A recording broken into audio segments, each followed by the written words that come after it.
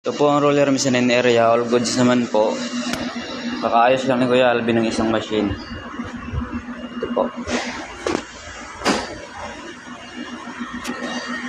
Ito naman po yung bagong machine.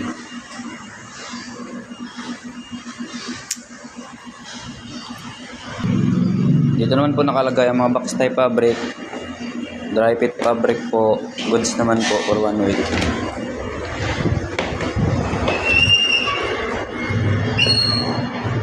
Ito naman po nakalagay ang Kiana fabric.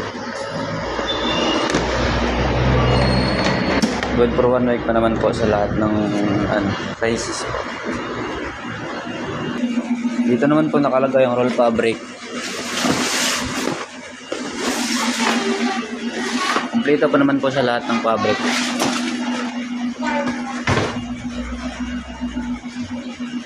Ito naman po yung painting rack 1 po. Until tomorrow po. Ito naman po yung painting for today po.